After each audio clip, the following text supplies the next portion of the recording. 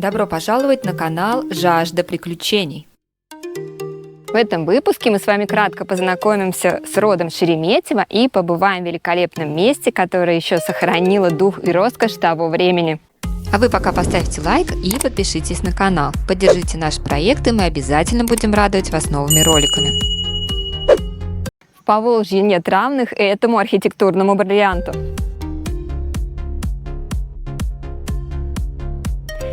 Долгие 40 лет строительства, 6 известных архитекторов того времени, несколько поколений владельцев, и все это целый архитектурный комплекс, который таит в себе легенды уходящих эпох и блеск XIX века. Богатейший дворянский род графа Шереметьево оставил нам в наследство уникальный, роскошный, сказочный замок на берегу Волги. Хотите почувствовать дух эпохи кавалеров и прекрасных дам, герцогов и герцогинь, прочувствовать эпоху нескольких поколений, узнать историю рода, который, кстати, продолжает жить? Приезжайте сюда, в село Юрино, в замок графа Шереметьево.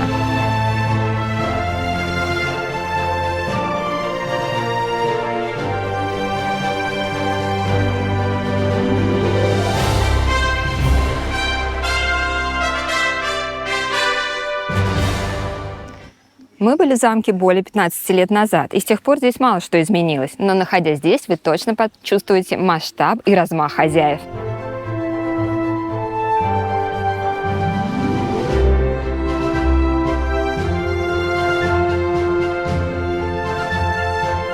К сожалению, уникальная коллекция живописи, а также раритетные предметы интерьера, которые были собраны со всего мира, были безвозвратно утрачены в годы революции. Да и внутреннее убранство замка было уничтожено. Из 100 комнат можно посмотреть только малую часть. Еще часть отдана под гостиницу, остальная же находится на реконструкции. А если вы любитель мистики, оставайтесь в замке на ночь, и к вам придет в гости дух заживо замурованной девушки в стенах замка или самого графа Шереметьево. Проверено на себе. Графская ветвь Шереметьевых происходит от Бориса Шереметьева. Генерал-фельдмаршалу в 1706 году был пожалован графский титул, который впоследствии передавался по наследству. Именно этот год указан на одной из колонн замка. Конечно же, такие великие личности имели и богатое состояние, которое представляло собой огромную земельную площадь, разбросанную по всей русской земле. Его внук граф Николай Петрович Шереметьев, покровитель искусств, меценат, музыкант, построил в Подмосковье усадьбы Останкино и Кускова, а также странно-переимный дом. Усадьба Введенская и Михайловская Астафьева Московской области. В Санкт-Петербурге есть Шереметьевский дворец, а здесь, на берегу Волги, Шереметьевский замок.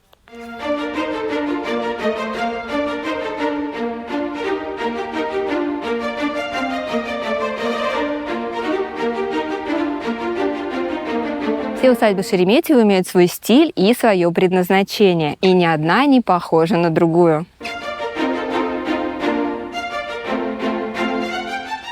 Ранее поселение Юрино было собственностью Благовещенского монастыря, который размещался в нижегородском селе Разнежье. А в XVII веке село перешло Макарьевскому монастырю.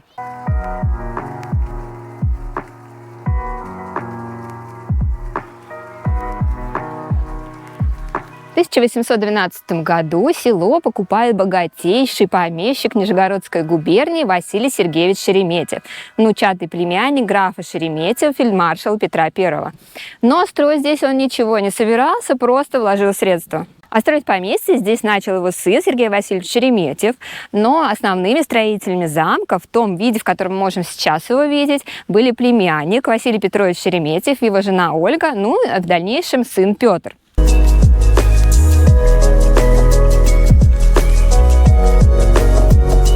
Переломным моментом в судьбе Шереметьевых стал трагичный 1916 год. Умирает Петр Васильевич, и все наследники уезжают из замка навсегда.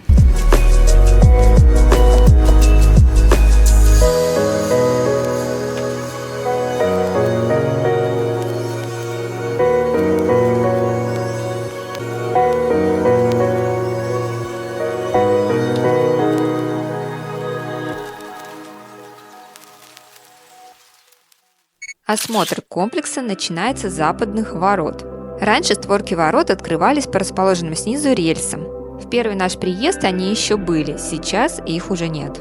К разработке проекта были приглашены известные на всю Россию архитекторы Мамонтов, Мюллер, Парланд, Корж, Штерн, Родионов и даже Малиновский, который известен по многим зданиям в Нижнем Новгороде и строительству храма Спас на Крови в Санкт-Петербурге. Долгое строительство, разные архитекторы, меняющиеся мода и стиль сильно повлияли на общий вид замка.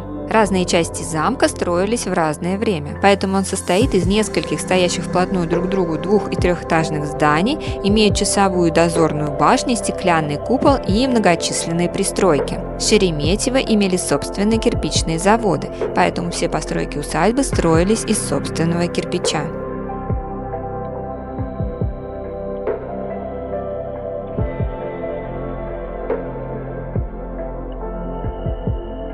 Если снять замок с 4 разных сторон, окажется будто на видео 4 разных здания. Ну что ж, я думаю, пришло время зайти внутрь замка. Ведь только изнутри можно во всей красе ощутить дух той эпохи. Экскурсии проводятся с утра и до вечера с интервалом 1 час. Билет мы покупали прямо на месте. Осмотр замка начинается с картинной галереи. Хотя из коллекции живописи Шереметьево мало что осталось, но то, что сохранилось, сейчас находится в музеях страны. В галерее расположились картины экспозиции других современных художников. Это самый большой зал в замке. Окна этой галереи расположены таким образом, чтобы свет не попадал на картины и не портил их. Конечно же, в те времена здесь принимали почетных гостей, устраивали балы и праздники. Кажется, здесь до сих пор слышны разговоры, смех и музыка. Из зала вы выйдете на балкон, который обращен на внутренний парк, и сможете поближе рассмотреть украшения замка. Красивые башни, декоративные элементы, всевозможных видов окна в красивом обрамлении. Стены замка облицованы красным кирпичом, на фоне которого белокаменные детали, карнизы, наличники, балконные балясины выглядят особенно эффектно. Особенно привлекает внимание башня, в которую очень хочется попасть, но, к сожалению, доступ туда закрыт. Хочется верить, что когда-то перед замком был великолепный цветочный сад. И даже на балконе сохранился потрясающий мозаичный пол. Основной стиль замка – неоготика, но в нем присутствуют черты готического, романского, древнерусского и восточного стилей. Это был невиданный даже для России долгострой. Замок строили целых 30 лет.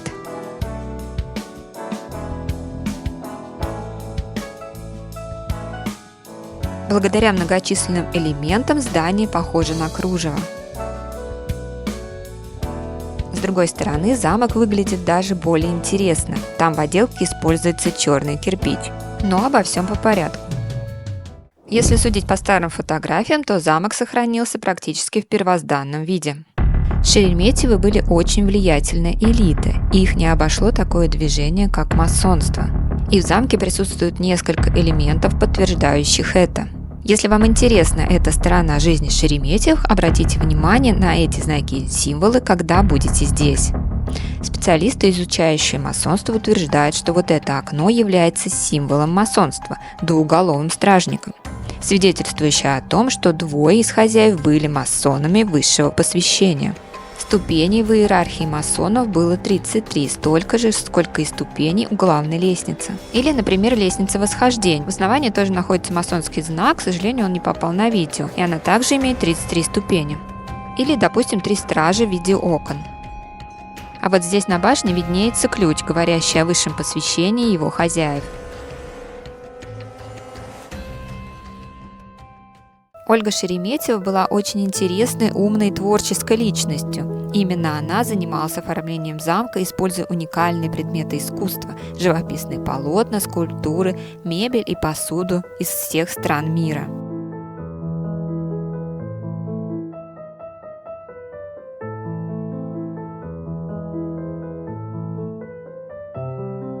Из картинной галереи вы попадаете в вечерний зал, где еще не была произведена реставрация.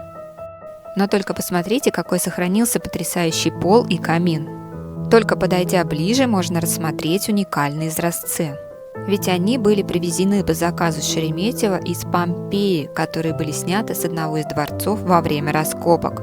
Изображения на них свидетельствуют о принадлежности к древнеримской культуре. Пройдя дальше, мы оказываемся в мавританском кабинете, или, как его еще именуют, восточном. Здесь хорошо сохранилась деревянная ажурная отделка, керамические расписные окна и малахитовые колонны. Раньше в это помещение доступ был закрыт.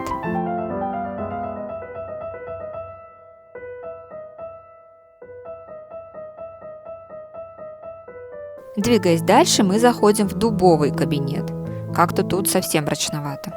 Кабинет называется дубовым, так как стены и потолок отделаны старинными дубовыми панелями. Сейчас интерьер рисуется только воображением. В свое время, скорее всего, он смотрелся особенно брутально и богато. На стене представлено родовое древо Шереметьевых, уходящее далеко-далеко на сотни лет назад. Говорят, что вот в этом окне посетители время от времени видят силуэт женщины-призрака. Может, и вы что-то увидели? Напишите в комментариях. Затем мы перешли в спальню графа. Комната тоже не реставрированная, здесь сохранился только полуразвалившийся камин и паркет. Супруги Шереметьевы спали в разных комнатах, что не помешало зачатием 7 детей. Спальня жены была этажом выше, куда граф без проблем мог подняться по винтовой лестнице. В свое время замок был укомплектован по последнему слову техники. В нем были проведены электричество, водопровод и телефон. В замке было 9 каминов. Их привезли из разных стран, в том числе из Китая и Японии. Один из залов так и называется каминной. Через него мы попадаем в небольшую столовую. Столовая совсем не впечатлила, она оказалась какой-то очень маленькой, не соответствующей графскому титулу, да и бутафорская еда смотрелась как-то по-детски. А вот представленная посуда той эпохи красивая. И вот мы наконец-то попадаем в одну из самых интересных и красивых частей дворца. Над центральной частью замка возвышается стеклянный купол. Сейчас он выполнен из современных материалов, но примерно такого же вида он был и при графе Шереметьеве. Под ним был расположен живописный зимний сад, в котором было собрано более 7000 редких растений и пальм. Проникая через купол, солнечный свет красиво ложится на мраморный пол и играет бликами на стенах. Но особенно поражались гости, когда видели расположенную в центре королевскую пальму. К сожалению, пальма не пережила одну суровую зиму, когда отказала отоплению. И говорят, слуги, боясь хозяйского гнева, долго красили листья в зеленый цвет, чтобы скрыть тот факт, что она замерзла. Но когда правда открылась, хозяин приказал пальму спилить и топить ей камин. И сидя у камина, граф с улыбкой думал: «Я так богат, что топлю камин пальмой».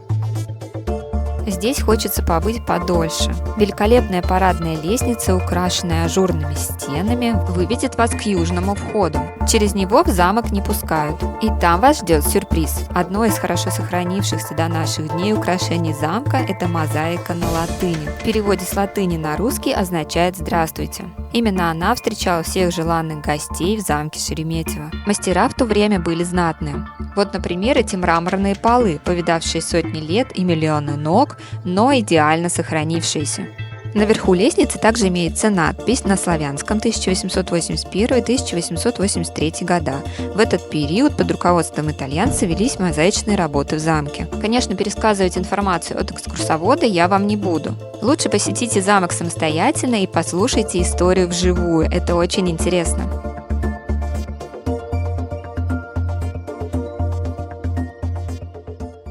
А мы дальше по переходу двигаемся в следующую часть замка. Так как поверхность земли, на которой расположен замок, неровная, архитектор придумал вот такую фишку соединить здания переходами. В замке 2 перехода с витражными окнами, один для слуг, другой для хозяев. Здесь расположена домовая собственная церковь с красивыми окнами, а в помещении рядом сейчас располагается бильярдная для постояльцев гостиницы. Ну а дальше, поднявшись по длинной лестнице, мы выходим на открытый переход уже 3-го этажа. На этой стороне также располагается большое количество всевозможных форм окон в красивом обрамлении. В некоторых местах хочется остаться на подольше, но, к сожалению, не представляется такой возможности. А мы теперь попадаем на южный балкон. Понятно, почему граф решил построить замок именно в этом месте, ведь отсюда просто потрясающие виды на Волгу. Ну а раз мы поднимались наверх, теперь нам пора спускаться вниз. Но не на 1-й этаж, а в самый низ, в подземелье.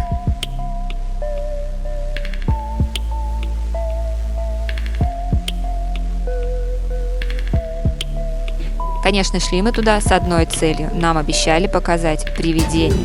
И показали. слабонервным просьба удалиться от экрана.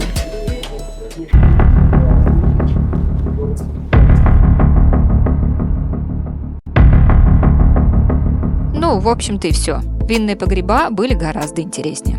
В толпе гудящих людей никакой мистики мы не ощутили. Но вот если остаться здесь одной, кровь бы стыла в жилах. Кроме основного здания, также сохранили служебные помещения и несколько парков. А вообще весь парк был обнесен массивными каменными стенами, часть из которых тоже хорошо сохранилась.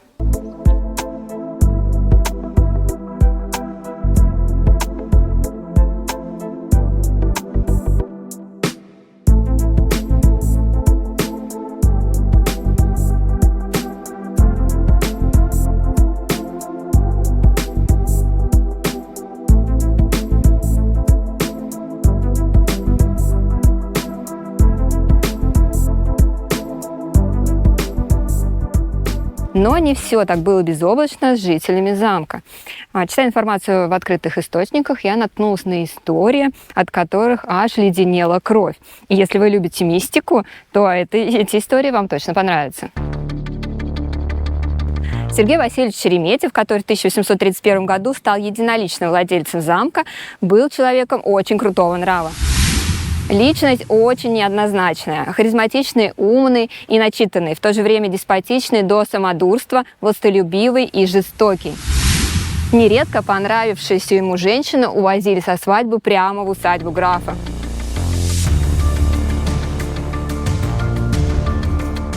Одна из легенд гласит, что в замке обитает призрак красавицы Палаши. Она была приглашена в замок для веселья, но из-за непокорности отвергла ухаживание графа и была заживо замурована в стенах замка.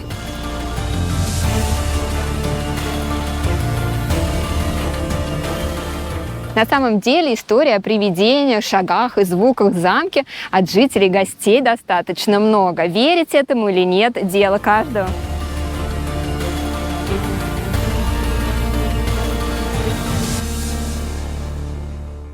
Похоже, что мир видимого и невидимого здесь плотно переплетаются и сосуществуют вместе.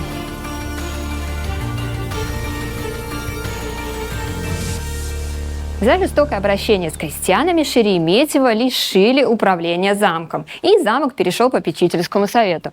Позже он достался племяннику Василию, который и развернул здесь грандиозное строительство, но уже после смерти Сергея Васильевича.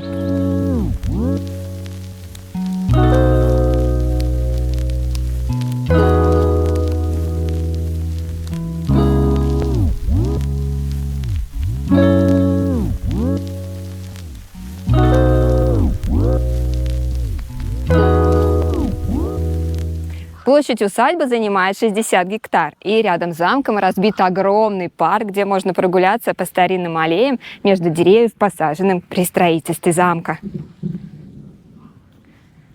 Слушай, там привидение, наверное, было. Например, знаешь, вот так.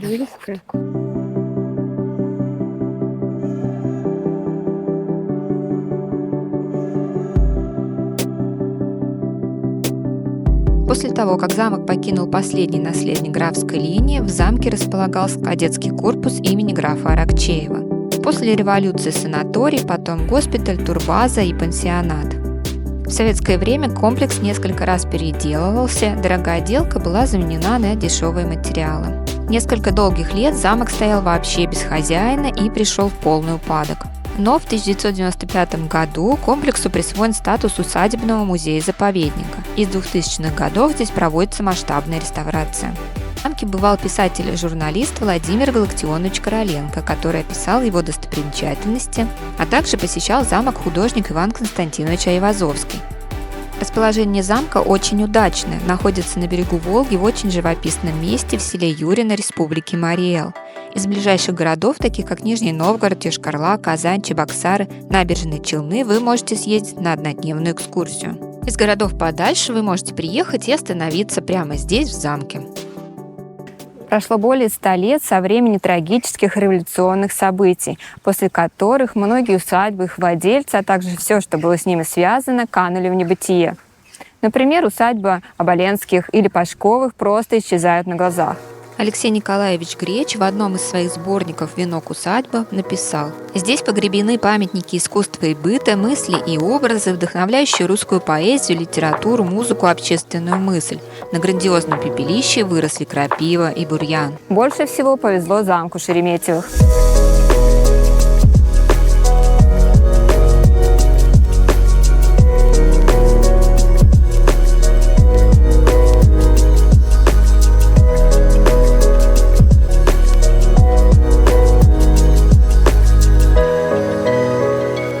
Благодаря неравнодушным людям удается сохранить многие архитектурные образцы того времени.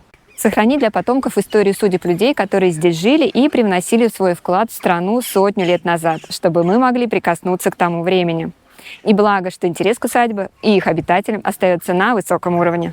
За территорией комплекса совсем рядом расположилась еще одна жемчужина Поволжья – это Михайло-Архангельский храм. Храм строился одновременно с замком. Деньги собирали на него всем миром. Огромные средства вложили Шереметьево. Храм действующий. Благодаря его архитектуре с использованием орнаментов, декоративной отделки, красивому обрамлению окон он выглядит величественно и празднично. На территории храма в специальном склепе были погребены последние владельцы из рода Шереметьевых – Василий Петрович, Ольга Дмитриевна и их сын Петр Васильевич.